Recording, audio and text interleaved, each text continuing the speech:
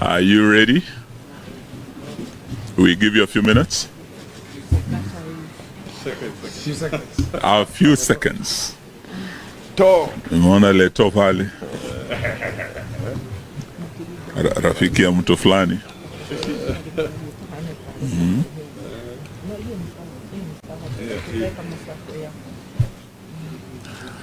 So I think when you're ready, you can give us a signal. A short statement, well, it's not that short, about the protests beginning tomorrow. They run through Thursday all the way to Friday. And I wish to start, then I'll invite the Honorable Dr. Stephen Kalonzo Musyoka. We wish to make a few clarifications on developments around our plans for protests that run from tomorrow through Thursday to Friday this week. Against the backdrop of the protests, the Kenya Kwanza administration has withdrawn all security previously attached to the leadership of Azimio la Umoja, One Kenya Coalition Party. Everyone associated with this party and the ongoing protests, including the Honorable Raila Amolo Odinga, the Honorable Stephen Kalonzo Musyoka, the Honorable Martha Karua, the leaders of minority, and a host of Azimio governors and members of parliament have had their security withdrawn. This withdrawal of security completes a process that began weeks ago with scaling down and in some cases removal of the security cover of several of the party's leaders in parliament. We are making this disclosure not because we are desperate for state protection.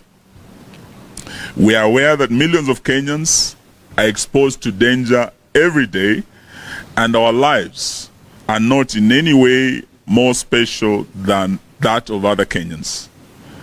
We have chosen to make this public in response to many inquiries from the public and the media.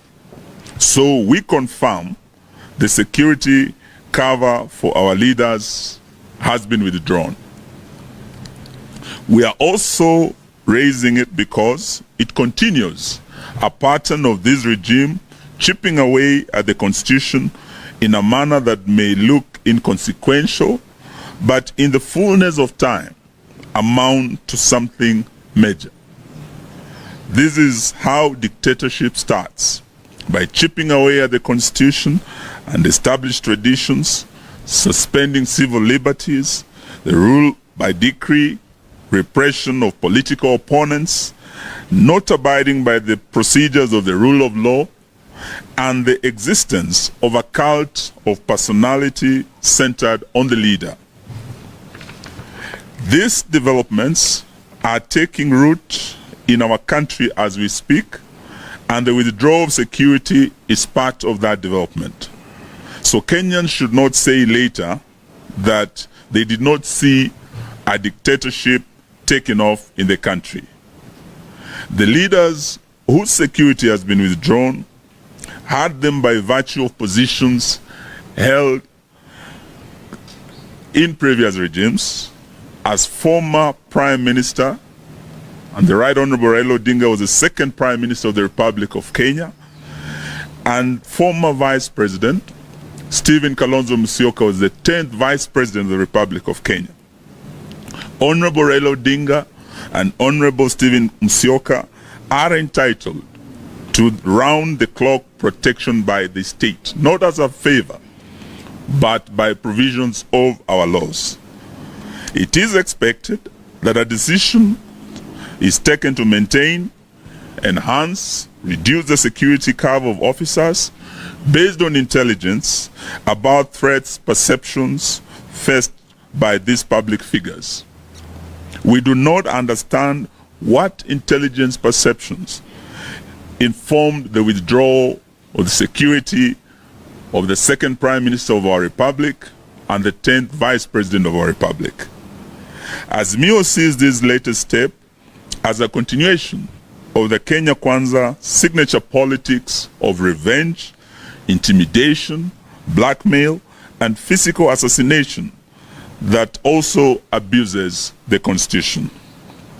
We take note that the withdrawal of security has been effected at a time when Kenya Kwanza has revived a properly resourced killer squad named Operation Support Unit under a certain Zachary Kuria, and it is embedded in the official police service for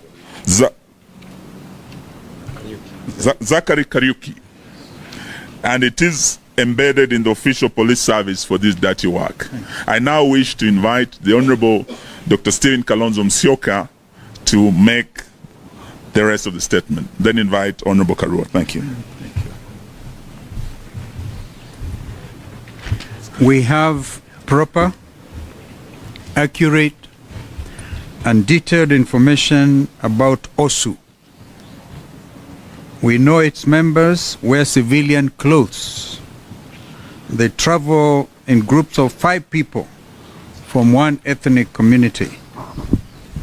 They are heavily armed with lethal weapons. They are better facilitated in terms of logistics and transportation, remuneration, communication, and weapons and the country's official security agencies.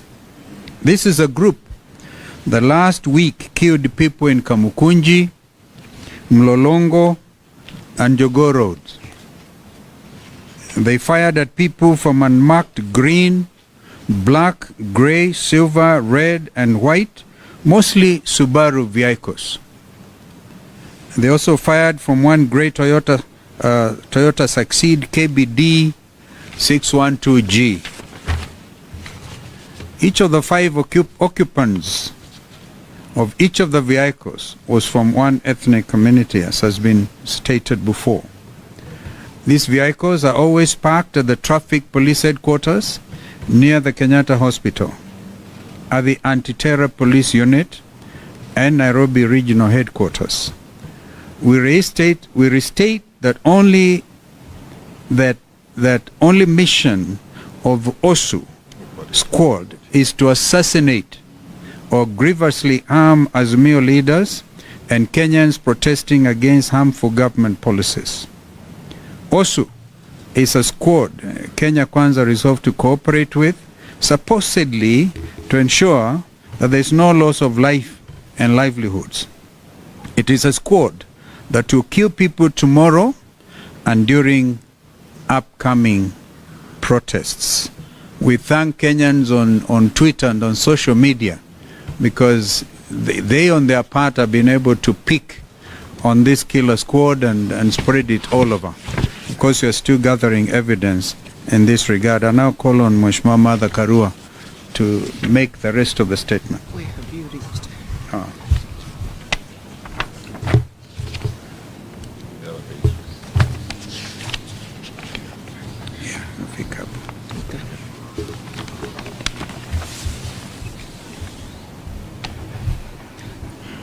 The party further notes,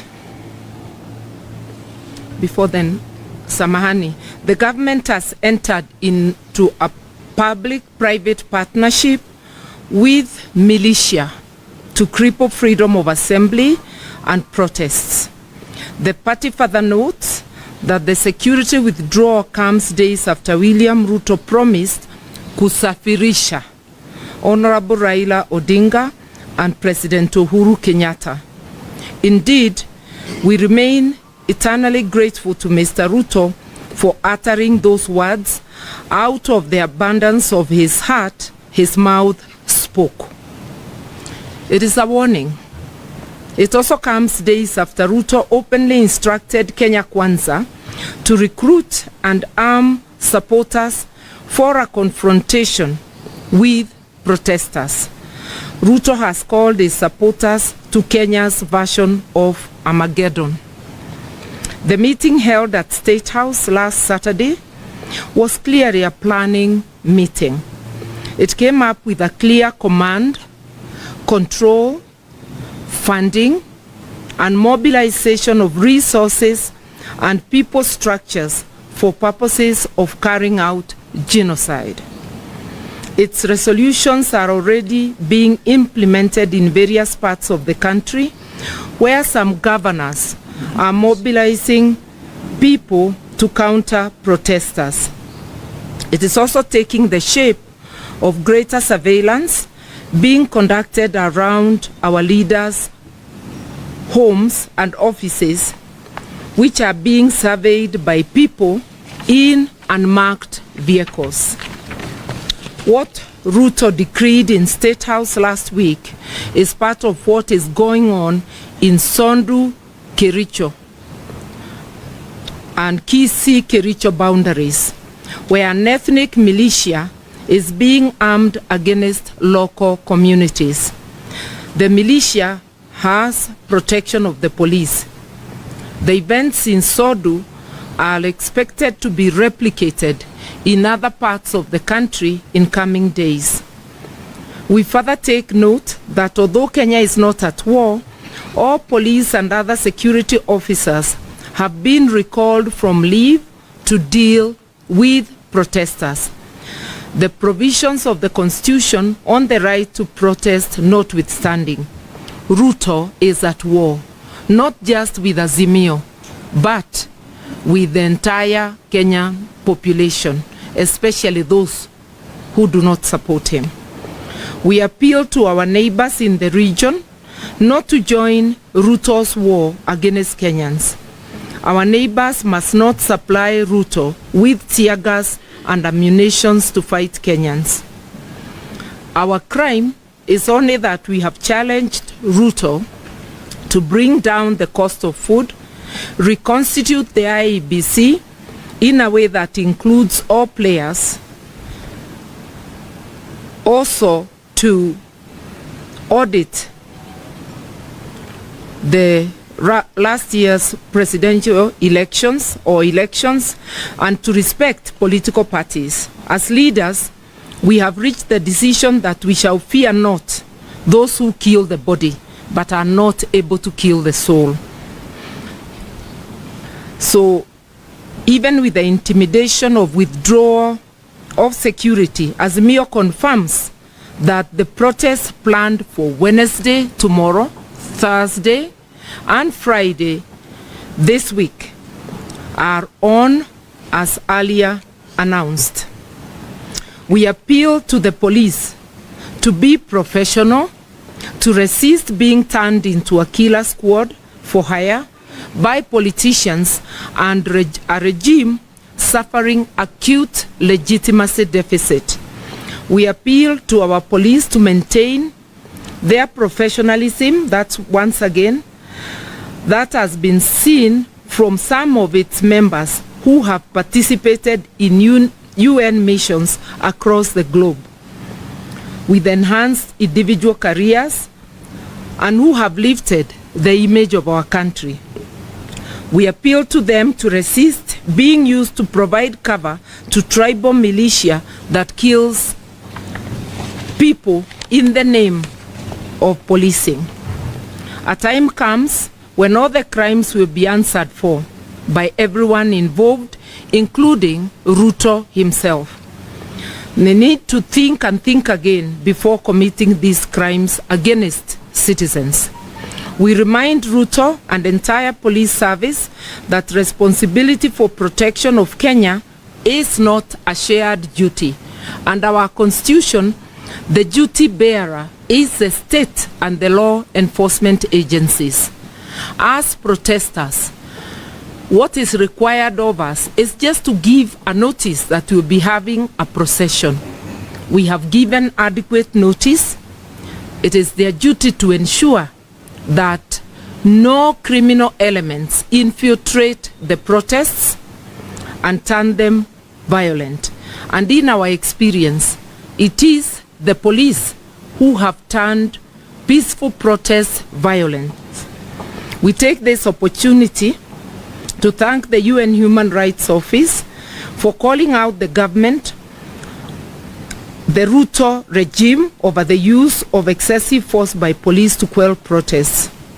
Indeed, the use of force has been unnecessary and totally disproportionate and has included use of firearms and shooting with an intention to kill and actually killing. We have always appealed to our protesters to remain peaceful, and we ask them to continue doing so. We urge our people to obey the law, respect private property and even public property in the course of protests.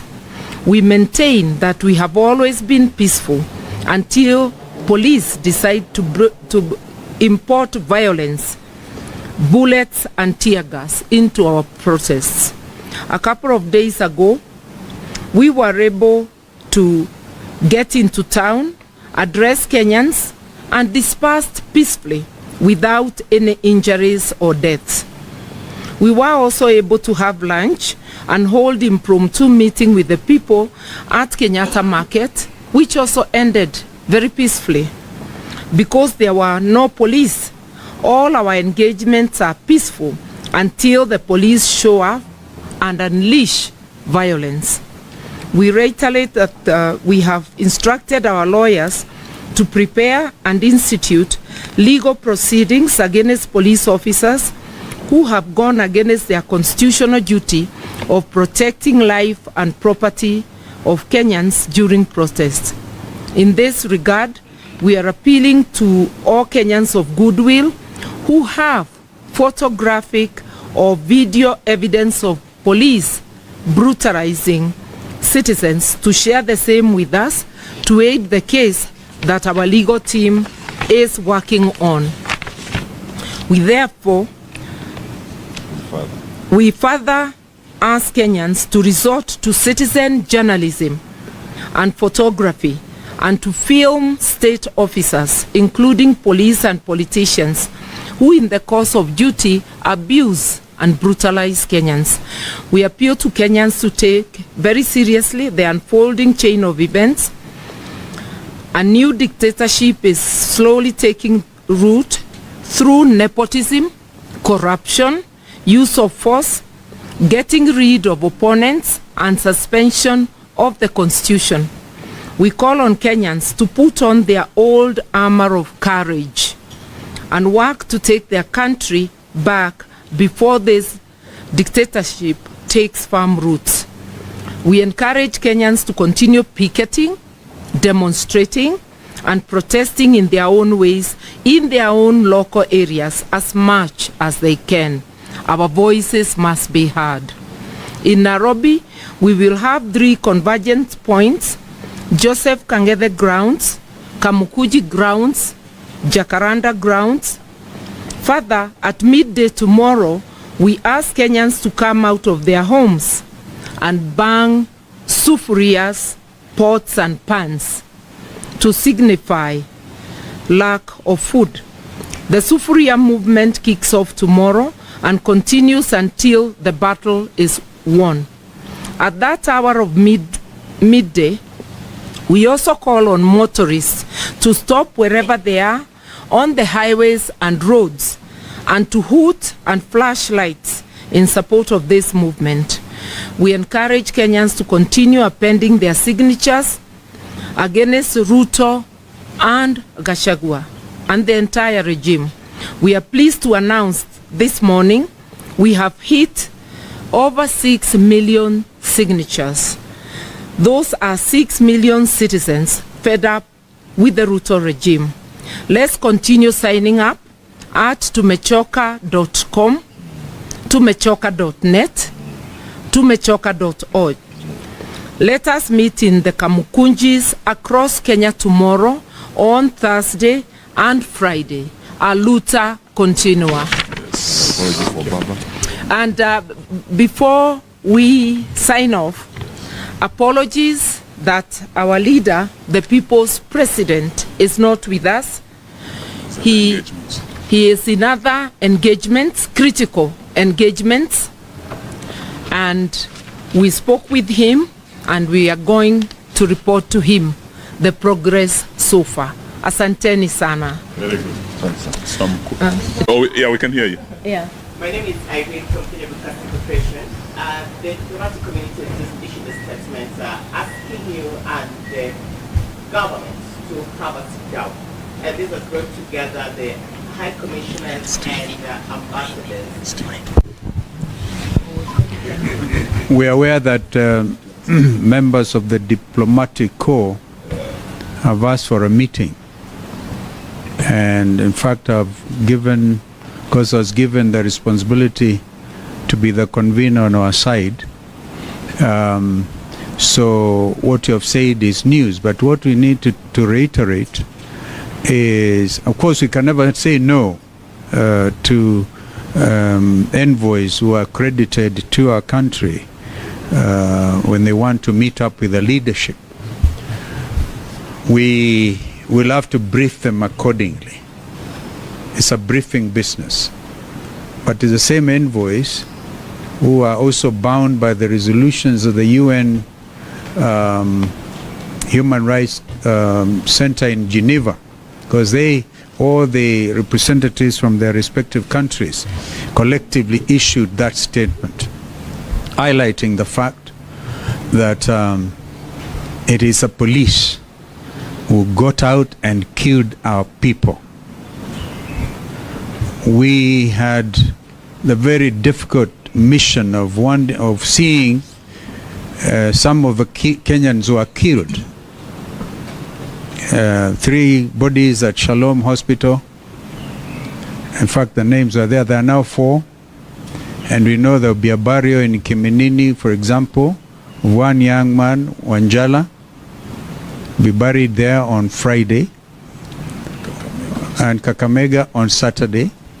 There will be one young man who in Mali, and the problem that emanated in Mali, because people saw this young man who was going to join Egerton University, or Moi University, in September to do ICT. He came out with his mother and was killed in the presence of his mother. He had nothing to do with any demonstrations or just watching what the police were doing. He will also be buried. That young man's ambition in life was, because the mother is a single mother, to go study, get a university degree, come and put up a home for his mother. You can imagine, therefore, how shattered that single mother is in Mali. And as a result of that, people came out. And you can look at each of these cases where, as a result of the killer squad, the people we saw, all of them had bullet wounds. The ones who succumbed had them on the head, on the chest. But the majority of them were running away. Why kill people who are running away? Because the bullets were from the back. So these are some of the things that we will share with the envoys. And we expect them also not to be partisan in any way. Thank you. Thank you. Can we have one more? Yes.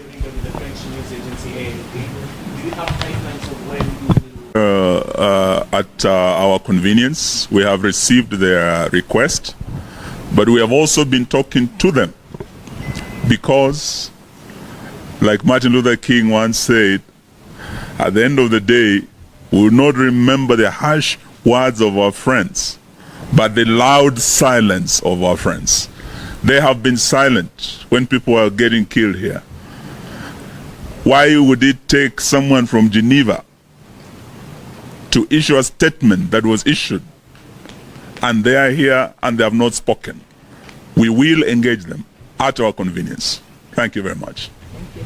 Well done.